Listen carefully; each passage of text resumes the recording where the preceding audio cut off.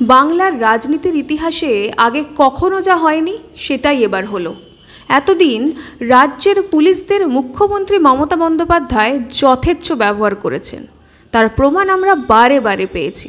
পুলিশদের কেউ কখনো চটি চাটা, কেউ বা দলদাস নামে দাগিয়ে দিয়েছেন, কিন্তু এবার পুলিশদের স্ত্রীদের রাজনীতির ময়দানে নামিয়ে দিলেন মুখ্যমন্ত্রী মমতা বন্দ্যোপাধ্যায়। বিস্তারিত জানতে ভিডিওটি শেষ পর্যন্ত দেখুন এবং ভালো লাগলে লাইক শেয়ার করুন এবং আমাদের চ্যানেলটিকে সাবস্ক্রাইব করুন।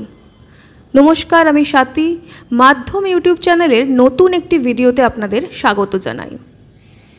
আমার ভিডিওতে মূল অংশে ঢোকার আগে চলুন আপনাদের একটা ভিডিও দেখাই।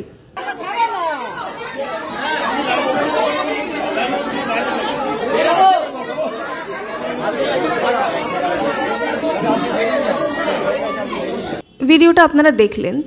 এই ভিডিওর মূল বিষয় হলো বিরোধী দলনেতা মানে শ্রী শুভেন্দু অধিকারী 9ই আগস্ট নবান্ন অভিযানের পরে পুলিশকে যে ভাষায় কথা বলেছেন, মানে পুলিশ বাকিদের সঙ্গে যে ভাষায় কথা বলে তারা ঠিক যে ভাষা বোঝে সেই ভাষাতেই পুলিশকে জবাব দিয়েছিলেন বিরোধী দলনেতা। সেদিন যেভাবে কলকাতার রাজপথে অভয়ার মাকে ফেলে পেঁচানো হয়, তার হাতের শাঁখা ভেঙে দেওয়া হয় এবং মাথায় গভীর আঘাত লাগে, তারপর বিরোধী দলনেতা সম্ভবত বরাহ বা বরাহ নন্দন গোছের কিছু একটা শব্দ ব্যবহার করেছিলেন পুলিশের নগরপালের বিরুদ্ধে। তা যাই হোক না কেন, তারপর পুলিশের স্ত্রীরা রীতিমতো প্রেস ক্লাবে সাংবাদিক বৈঠক করে এক গাদা সাংবাদিক ডেকে অনেক অভিযোগ করলেন। ভালো কথা, বোঝাই গেল তৃণমূল সরকারের অঙ্গুলি হেলনেই কাজ হচ্ছে।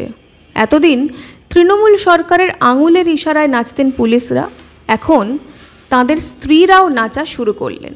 গতকাল যখন প্রেস কনফারেন্সটা হচ্ছিল, আমি পুরো প্রেস কনফারেন্সটাই দেখছিলাম টিভির পর্দায়। আমি নিশ্চিত আপনারাও অনেকে এই প্রেস কনফারেন্সটা দেখেছেন।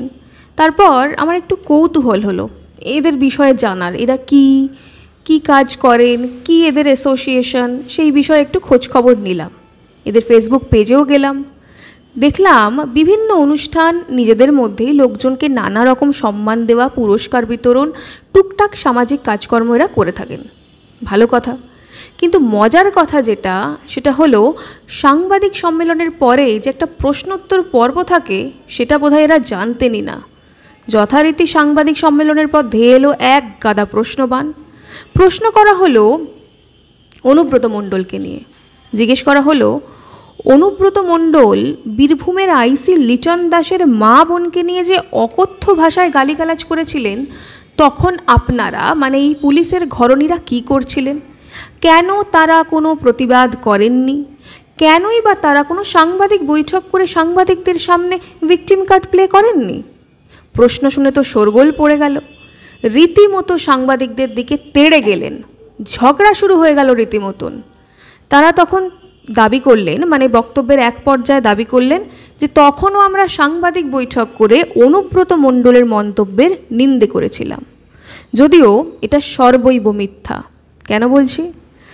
কারণ আমি সেই ভিডিওটা খুঁজে বের করেছি, মানে যে ভিডিওটার কথা এনারা বলছেন, যেটা দাবি তারা করছেন যে সাংবাদিকদের সামনে নাকি তারা বক্তব্য রেখেছিলেন, সেটার ভিডিও আমি খুঁজে বের করেছি। দেখা যাচ্ছে রবীন্দ্র সদন থেকে যে সাংবাদিক বৈঠক করা হয় সেখানে একবারের জন্য পুলিশের স্ত্রীরা অনুব্রত মণ্ডলের নাম পর্যন্ত নিল না। আমি সেই ভিডিও আপনাদেরকে শেয়ার করে দেবো আমার স্ক্রিনে, আপনারা দেখবেন সেই ভিডিও। খুব ভিকটিম কার্ড খেলার চেষ্টা করলেন, বললেন যেভাবে পুলিশের স্ত্রীদেরকে অপমান করা হচ্ছে, নানা রকমভাবে নানা কথা বললেন, কিন্তু অনুব্রত মণ্ডলের নাম একবারও নিলেন না। তারা বোধহয় ভুলে গেছিলেন আঙুল তুললে সবার আগে আঙুল তো অনুব্রতর দিকেই উঠবে, আর সেই প্রশ্ন ধেয়ে আসতেই পুরো ক্লিন বোল্ড পুলিশের ঘরণীরা। এটা তো সদ্য টাটকা একটা বিষয়, মানে 9ই আগস্ট নবান্ন অভিযানই বলুন বা এই অনুব্রতর বিষয়টা। আসুন পুলিশ ঘরণীদের একটু মনে করিয়ে দেওয়া যাক, অতীতে আমাদের সম্মানীয় মুখ্যমন্ত্রী পুলিশকে ঠিক কি ভাষায় অভিবাদন করতেন। বাম আমলে বিরোধী নেত্রী থাকাকালীন তিনি তো পুলিশকে অকথ্য ভাষা ব্যবহার করতেন। যারা বয়স্ক মানুষজন, বয়স্ক সাংবাদিক আছেন তারা জানবেন। এমনকি পালা বদলের পর খোদ মুখ্যমন্ত্রী ভবানীপুর থানায় ঢুকে এক অভিযুক্তকে ছিনতাই করেছিলেন।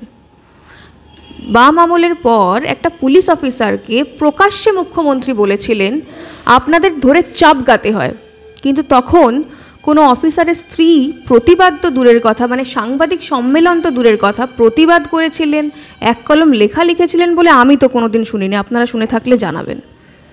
বীরভূমের কেষ্টমণ্ডল যে ভাষায় বোলপুর থানার ওসিকে গালিগালাজ করে বহাল তবিয়তে আছেন, শুধু তবিয়তে নেই, তারপরে তিনি নতুন দায়িত্ব পেয়েছেন তৃণমূলের, সেই অফিসারের স্ত্রী এবং মা সম্পর্কে কেষ্ট যে কদর্য ভাষা ব্যবহার করেছিল তা বীরভূমবাসী নিশ্চয়ই ভুলে যায়নি। তো সেই কেষ্টর বিরুদ্ধে আজ পর্যন্ত পুলিশ কোনো ব্যবস্থা নেয়নি, এমনকি পুলিশি প্রহরা তার বেড়ে গিয়েছে, তার নিরাপত্তা বাড়িয়ে দেওয়া হয়েছে। আগে 2টো পুলিশ থাকতো, এখন 6টা পুলিশ ঘুরে বেড়াচ্ছে। তো মানুষজন প্রশ্ন তুলছেন যে আজকের এই সাংবাদিক সম্মেলন তাহলে কী প্রমাণ করলো?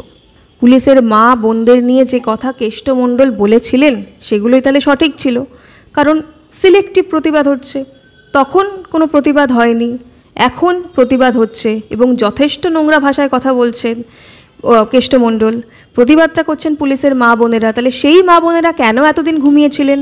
কেন তারপরে তারা তীব্র ধিক্কারে আন্দোলনে নামেননি? প্রশ্ন তো উঠবেই, আর এর উত্তরটা একমাত্র দিতে পারবেন আমাদের এই পুলিশের ঘরণীরা। কেমন লাগলো আজকের ভিডিও জানান কমেন্ট করে। আজ তাহলে এই পর্যন্তই, ততক্ষণ পর্যন্ত সঙ্গে থাকুন, দেখতে থাকুন মাধ্যম।